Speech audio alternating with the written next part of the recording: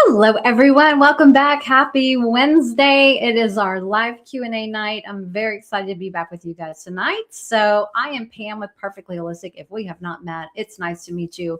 And thank you for being here. If you are a cat mom, cat dad, cat fanatic, share this show out to someone who would benefit from learning more about holistic approaches that they can use with their cats, because that is what this show is all about. I love supporting cat parents. I love teaching people how to implement a more holistic approach to support their cats emotionally, physically, and spiritually. So we talk about a lot of different things on the show. And so I am excited to be back with you guys tonight. I'm going to say hi over here to some people on Instagram. And there's a lot of people on Instagram, and I can see your comments tonight. So this is going to be a Q&A. So be thinking about questions that you might have or topics that you want more information on. Maybe we can discuss some of that. And if you are watching us on Facebook or our YouTube channel, go ahead and drop a comment over here and let me know where you're watching from, because I'd love to see just the reach that we have. And also, if you guys are on Instagram, you can also tell me where you're from, because I think it's really cool to see, how many people are tuning in and where you guys are from. So, Ripple into the World has a great question that we're going to start with in just a second. But I also wanted to let you guys know that tonight's show, I'm also going to be talking about gut health. We're going to go over some simple things that you guys can start employing in your cat's routine to help support gut health. So that's going to be part of the show tonight. Okay, so let's get started over here. Ripple into the World says, what suggestions might you have for a kitty with possible IBD? The first thing that I would do is look at what you're feeding, because a lot of times it can be chronic food intolerances or sensitivities. It can be improper diet. If we're feeding a cat a high processed diet, that can cause a lot of inflammation, and it can lead to vomiting. It can lead to GI issues and inflammation, maybe even, loose stools and things like that. So that can become chronic. So I would first look at what you're feeding. And if you can feed a wet diet, ideally the least processed possible. And that could be fresh, raw food, gently cooked food, with as little, like if you do a canned food, do something that doesn't have any carrageenan. Look at things that may have agar as a thickener. Sometimes cats just don't do well on the thickeners, like xanthan gum and agar. There's probably 3 or 4 that are really, really prevalent, even in the better cat food categories. So sometimes those can be irritating to their gut, and so they may not like it. Okay, her answer is she's feeding raw venison and freeze-dried topper and canned wet food. I would change the protein. Those are good options, but if it's possible that it might be the wet food, and you didn't say what protein that was, but it might be the venison. And look at emotional stress. Like, are there emotional stressors in the home, especially around meal times? If you have a multi-cat household, or if you have cats and dogs and they're all eating in the space, then, look at minimizing the stress around meal times, and you might need to even put them in different places. She says her cat recently had a bout of diarrhea. We ran a panel and it says his gut flora is imbalanced. I gave him Adorbee's probiotics. That is great. That's a great start, but we want to know why it's imbalanced, right? So maybe he just needs a little bit more diversity in his gut. If you're only feeding venison forever and ever and ever and ever, it's time to start rotating in some other proteins, and that builds diversity, and that builds a more thriving microbiome. You can also look at something called ion gut support, and we're going to talk about that a little bit later as well, but that seals gut lining. So if there's any kind of leaky gut issue going on, it's excellent. And it's also really good for like laying the foundation of the microbiome so it's secure. And then when you populate that with the microbes, the good microbes that their body needs, it has a better chance of just becoming more stable, because you've got that strong sealed gut lining. So I would start with that. Yes, you can do probiotics. You can also add like raw goat's milk. One of my faves is Green Juju raw goat's milk. There are some happy goats that live in Pennsylvania, and the farmers over there are amazing. So look at maybe just pouring, like, I don't know, a tablespoon or two of raw goat's milk into the food every day, every meal, because there's so much diversity in raw goat milk. It's not processed. You've got tons of microbes in there, and it's actually complete food. So I add that to our cats' food twice a day on all their meals because it is so good for the gut. So that's where I would start. Start with the food, look at what you're feeding, change, add some diversity. You can definitely do the probiotics and see how that works. And if the problem still continues, then, there's a diagnostic test that you can get from Innovative Pet Lab. It's a comprehensive cat gut health check.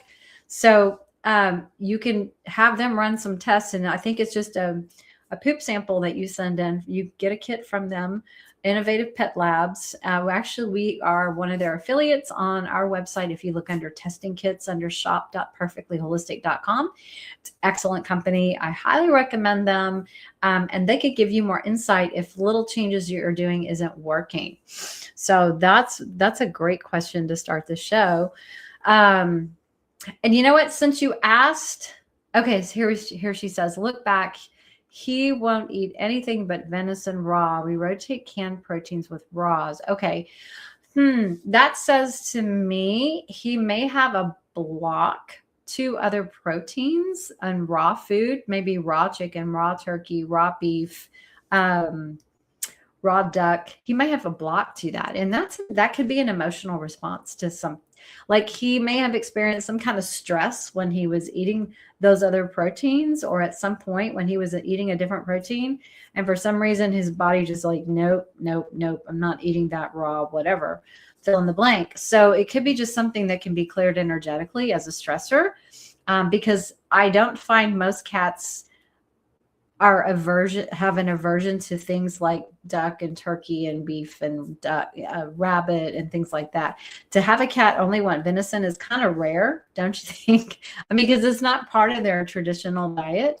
It's great that he wants to eat that, but it's definitely not providing as much of a diversity as you probably want. She says, we rotate canned proteins with raws. Yes, and Raws is a great brand. But they don't have much diversity in their lines. They do a lot of chicken and fish, tuna, salmon. They might have a little bit of beef here and there, and rabbit. Correct me if I'm wrong, guys, but I don't think it's like super, super diverse as like a raw food company like Viva Raw would have a lot of different options, or even Small Batch has a lot of different options. So play with the diet a little bit and see. That's my suggestion to get started. And if you're interested in any energy work to help figure out blocks and clear blocks, I'm your girl. So let's break for just a second. And because this is such an important topic, and gut health is a focus for tonight's show. So I'm going to share with you guys some tips from Dr. Katie Kangas on how to reset your pet's gut.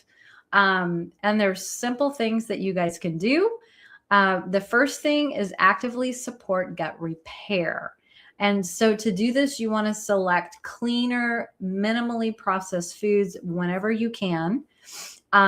Avoid unnecessary long-term antacid use unless it's medically required. And, in most of those cases, I would guess it's not actually required. Whenever you do an antacid, you're actually reducing stomach acid. And sometimes it's a lack of stomach acid that causes a lot of problems. So just be aware of that. You're going to add gut soothing supports like slippery elm or marshmallow root, especially if the pet has reflux, loose stools, or sensitive digestion. And then lastly, you want to use gentle gut lining supports to help maintain the tight junctions in the intestinal walls. That is what I love Ion Gut Support for pets to do. It's an excellent product. It's developed by Zach Bush. at Intelligence of Nature. We carry it in at Purrrfectly Holistic. It is a very popular gut healing, immune support, rebalancing tool that I use all the time. So highly recommend that for sealing tight junctions in the gut lining. The next thing you want to do is feed the microbiome. So a healthy gut depends on diversity, like we were just talking about. So a lot of pets struggle because their diets lack fermentable fibers and polyphenols that beneficial bacteria need to thrive. So what do? You're going to rotate proteins and ingredients instead of feeding the same formula indefinitely. Introduce new foods slowly and in tiny amounts. So even in the case like Ripple Into the World was asking about, maybe take a very tiny, quarter teaspoon of something different, mix it into that venison, and over days or a week or whatever, see if you can keep adding a little bit more of the new and a little bit less of the old. And we're kind of retraining the taste buds and the stomach to get used to something different. You're going to want to add small amounts of microbiome supportive food like bone broth, excellent stuff. Raw goat's milk or kefir, those are loaded with beneficial bacteria that the microbiome absolutely thrives on. And then fermented vegetables. If you want to make your life easy, Green Juju has fermented supplements that cats and dogs can both use. You just need a tiny amount and you can add it into it's liquid. There's mushrooms. I've used the mushrooms, fermented mushrooms, and there's other products as well. I'm drawing a blank at the moment, but make it simple on yourself. Adding the fermented vegetables does a great job for helping support the microbiome. And then if your cat likes it, you can put some low glycemic plant foods, like I'm thinking dandelion greens, kale. I mean, we're talking a quarter of a teaspoon, broccoli sprouts, things like that, that you could, mix into their food that they may not even notice because it's such a tiny amount. But that tiny amount can make a huge difference and make your cat's microbiome happy, which is what we want. Okay, the next thing you want to do is test. Don't guess. So consider doing some microbiome testing. Your cat could have inflammation and nutrient deficiencies or infections without classic digestive signs. So if you're kind of struggling with digestive issues and gut issues and things like that, think about doing some testing. And there are great online platforms like Innovative Pet Lab and VDI Labs. They can send you kits. You can order the kind of testing online. They send you what you need. You ship it back to them, and then they can send the results to your vet. You guys can talk it over and figure out what's the best recourse. And those experts at those labs will also give you recommendations based on the test results that you have. So they would recommend specific supplements to help bring things back into balance, or kind of show you where there might be deficiency and things like that. So one of the things you want to think about, like key markers, are vitamin B12, folate, vitamin D, which is very commonly overlooked, and omega-3 levels. We can have omega-3s in the food, but sometimes they're degraded. The pets may not be absorbing it like you think they are. So again, instead of guessing, just test the cat's omega-3 levels and see how much your cat might need. Maybe they're not absorbing it well, or maybe they just need a whole lot more than you think. And that can definitely be the case. She also says, don't skip the basics. So like rule out things like Giardia or chronic parasites, because those can definitely block gut healing as well. And then the last part that she recommends is rethinking low fat. Your cat is a carnivore. They need healthy meats, meat-based diets and healthy fats. They really have no nutritional requirement for carbohydrates and grains and things like that. Now that's separate from providing a fiber source like fermented vegetables or foods and stuff like that, because it's such a tiny amount. And again, you're just feeding the microbiome with those things. You're not adding a lot of caloric load to the food with these things. So if just, sometimes a pet or a cat might need to be on a low fat food for a short period of time because of an acute or illness of some kind, but make sure that you're not cutting the fat out of their diet, because they really, really need that. Their bioproduction depends on the fat that they ingest. And so their digestion is dependent on how much bile their body is able to produce, because that is what they use to break down the fats in their food. So we want to make sure that you use high quality anti-inflammatory fats. Her favorites are like sardine, anchovy, or salmon oil. And I also like krill. I think cats can do great on krill as well. And then she says whole food fat sources rather than rendered or oxidized fats. So again, those kinds of things would be in processed pet food that they add. And like, let's think of like the bag of kibble. Okay. You open a bag of kibble and the fats in that food start to oxidize the minute that oxygen is exposed to that food, or that food is exposed to oxygen. So, I used to do this, so I'm not judging anybody. I used to buy the biggest bag of kibble because it would last me a long time, maybe longer than 4 weeks, because I had a large household of cats at the time. But I never thought about that food could be going rancid. And so if you're going to feed dry food, you need to buy the smallest bag. I know it's a pain. Put it in the freezer or in the refrigerator so it can stay fresh longer, and use it up within 3 weeks so that it does not go rancid, because you probably won't know unless your cat turns its nose up to the food and won't eat it. Or if they do eat it and they get super sick, that could be why. So, and just remember that healthy fats, and once you take this home, healthy fats support bile flow, gut lining repair, and the microbiome. So we want to make sure that we have healthy fats in our cat's diet. Okay. So again, to recap gut health tips today from Dr. Katie Kangas, you want to actively support gut repair with the things we talked about. You want to feed the microbiome. You want to test, not guess, and you want to rethink low-fat diets. So that is my tip for you guys on gut health. And now let's go back to questions that you guys may have. And maybe that triggered some ideas or some questions that you're thinking about too. So does anybody else have a cat with gut health issues? It can be a very common thing. And I will tell you another thing. Years ago, I used to think that, okay, I've fed kibble for years because that's what my parents did. And so that's what I thought was normal. My cats would throw up quite frequently. And if you've ever fed kibble diets, that probably happens to your cats as well. And, it's like undigested and it's different colors. And now it's in your white carpet or your gray carpet and you can't get the stains out, right? So we just thought that was a normal thing. Well, I didn't realize that it's common, but it's not normal. It's not normal for a cat to constantly throw up on 2 or 3 times a week, or even once a month. There's always a reason behind it. And I would say one of the first things to look at is what you're feeding your cats. Because when I stopped feeding the dry food, they stopped throwing up and they started digesting their food, instead of getting regurgitation and in its whole form with not even digested kibbles. Then they were eating and they were not throwing up anymore. And it was like mind blowing.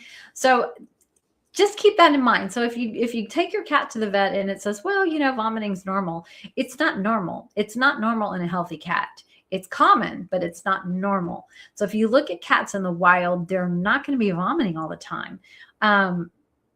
There's specific reasons. If they eat something that's bad and it doesn't agree with them, they'll throw up. It's their body's survival instinct. That's just the way our bodies are designed to help prevent them from getting, problems and stuff. So keep that in mind if you have a chronic vomiter as well.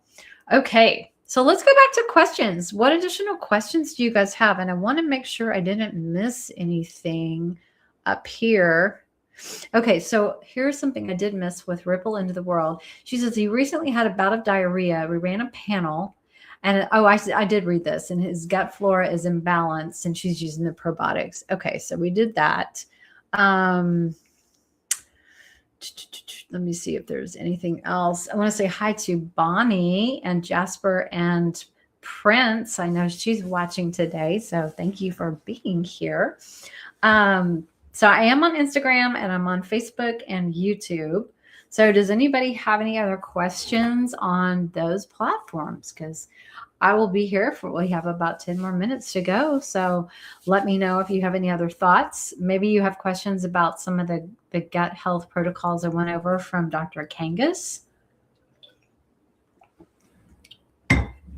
A lot of times people ask me, oh, here's a good question. She goes, is giving him pumpkin for acute diarrhea a good option? It does seem to work well for him. You know, pumpkin, there's nothing wrong with pumpkin.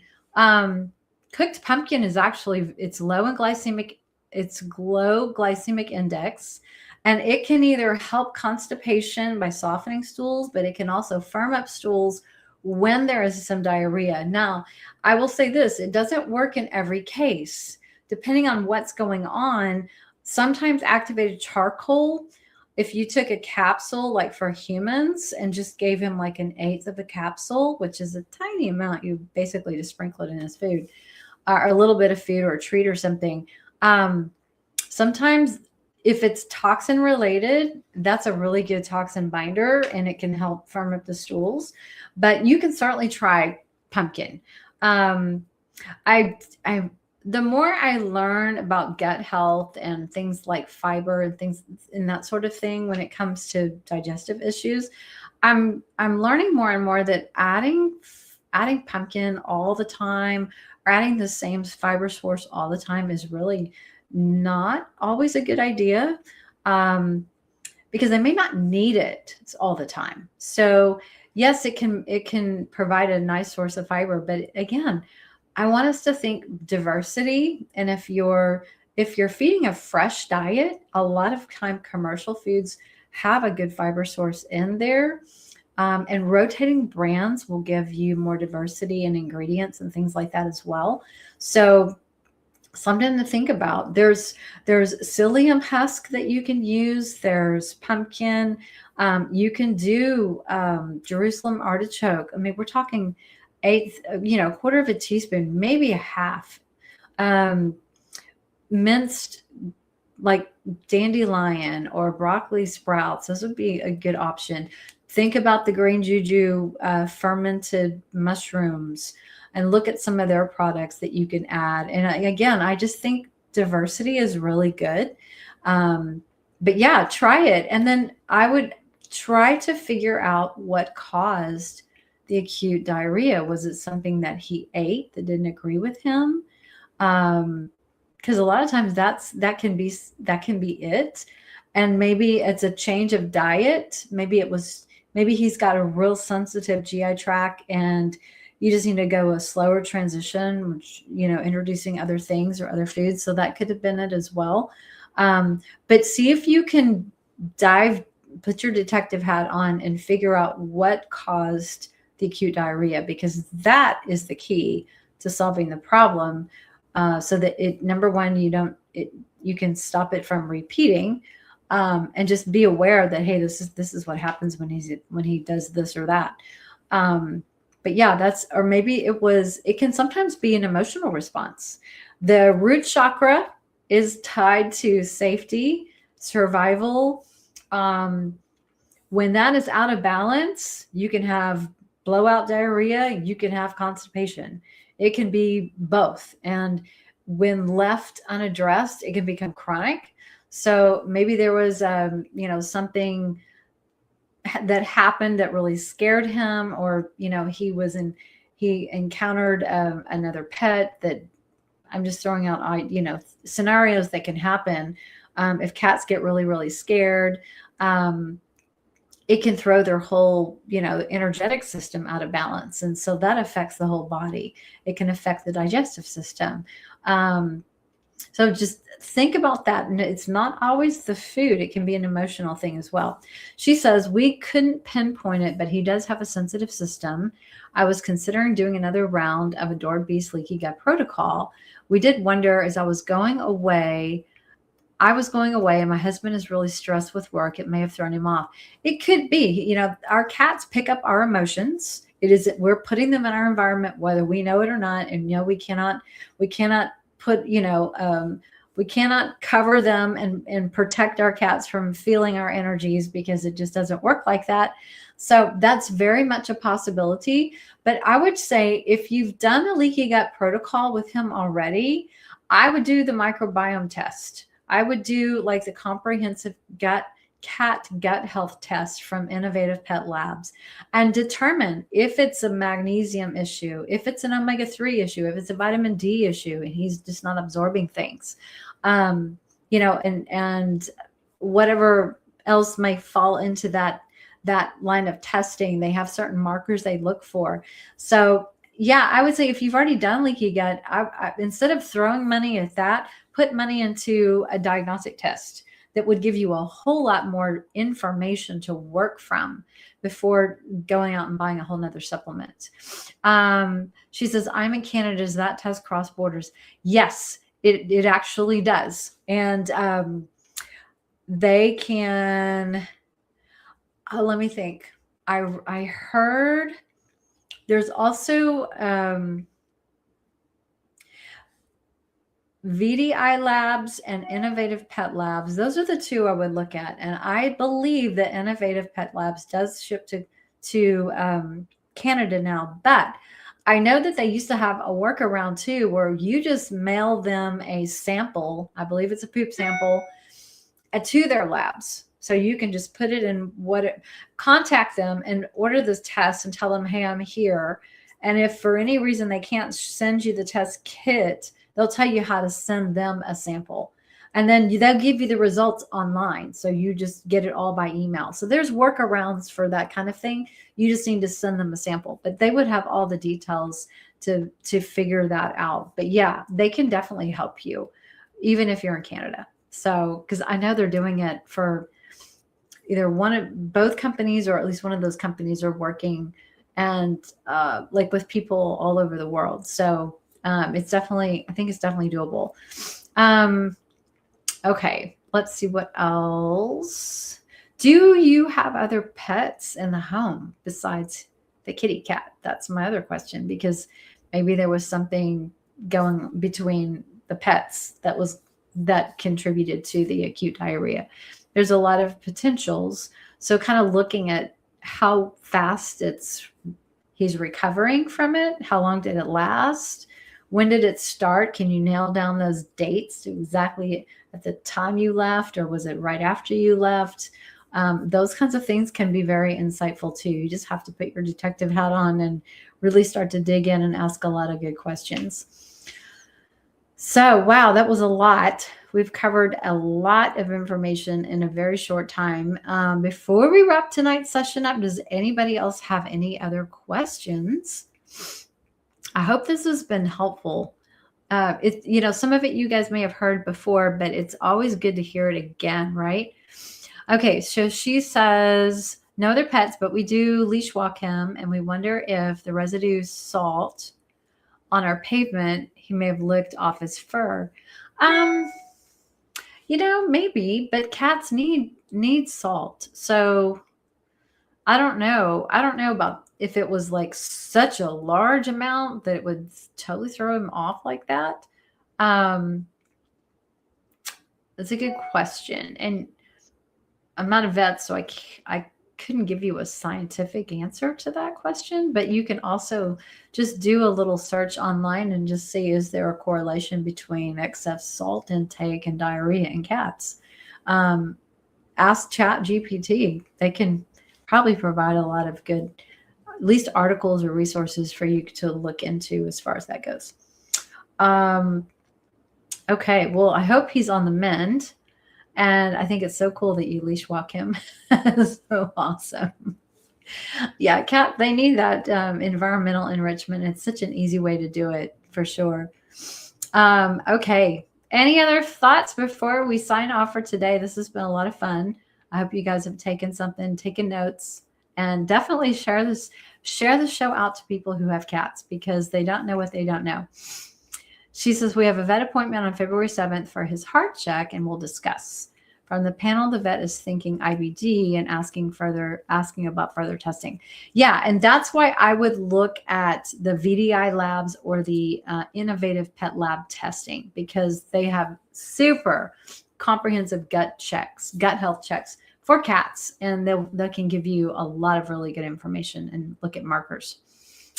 Jen, hey Jen, she says, good evening, Pam. Here's a question for you. I had to take Tater to the ER vet 2 weeks ago because he was having trouble going potty. Turns out he had struvite crystals in his urine. Oh, bless his heart. That was causing inflammation, but he wasn't blocked, just inflamed. Does corn silk extract help with inflammation?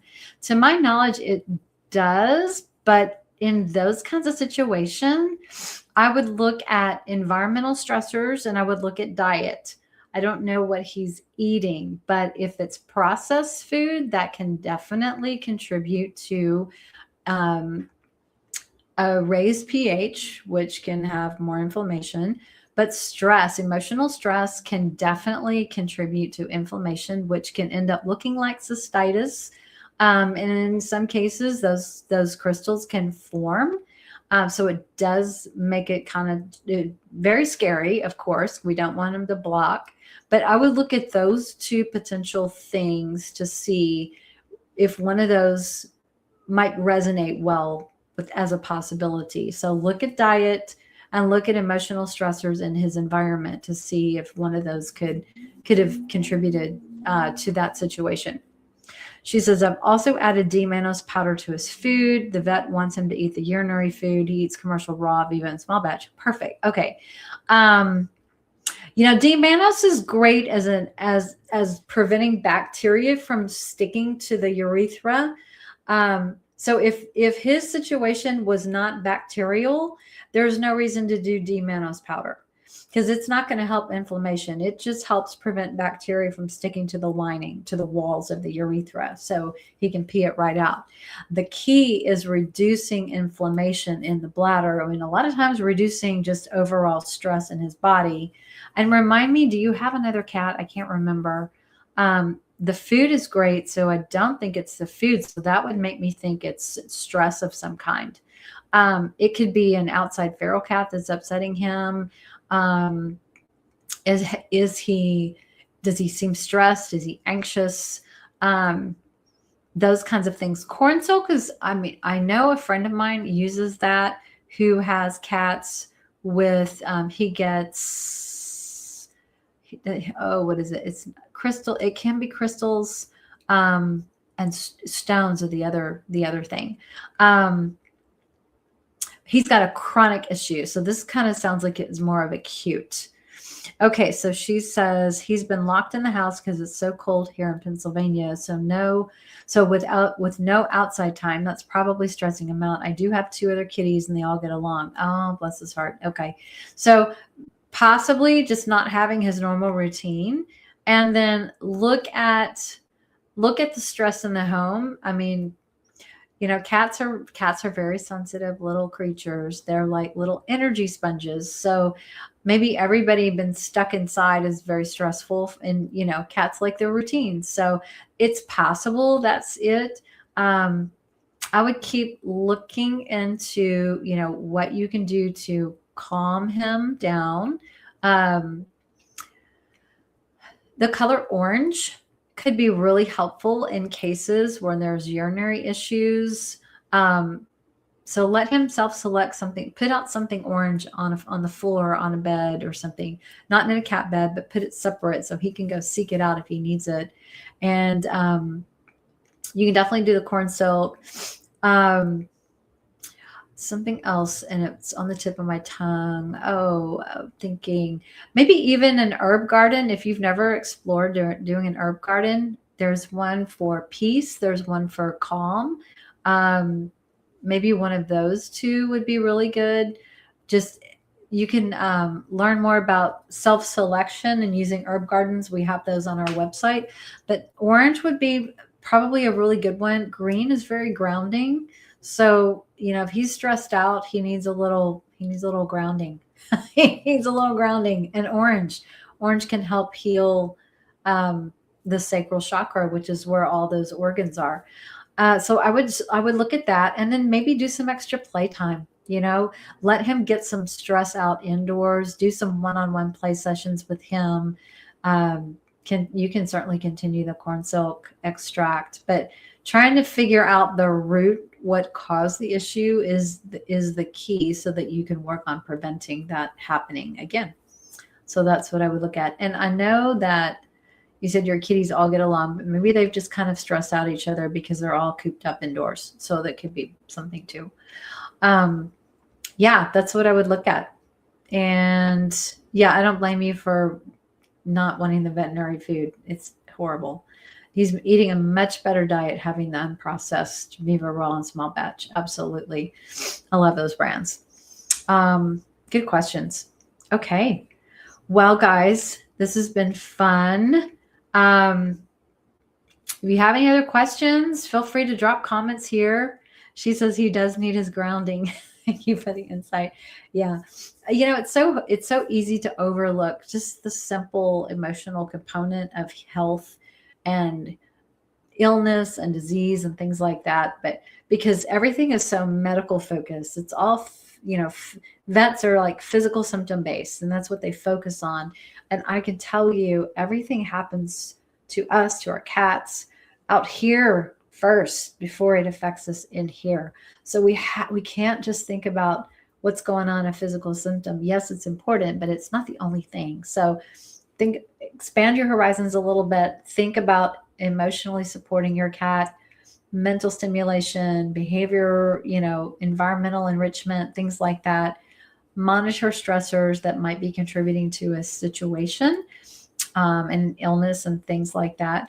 It's the way we treat holistically. We treat the body, the mind, and the spirit. The emotions are huge. So keep that in mind. And I'm going to leave it off with there. So body, mind, spirit is a holistic approach. We want to look at the whole cat, not just one little symptom and try to fix that. We look at the whole body. So when we look at that, we can find root causes. We want to figure out what we can do to support all those areas and well-being, so that you have happy, healthy cats that live a very long life. So that's the goal. Okay. Well, you guys, this has been awesome. Thank you for sharing the shows, and we will be back next month for another Q&A session. Until then, y'all have a great evening and happy February. Bye, everyone.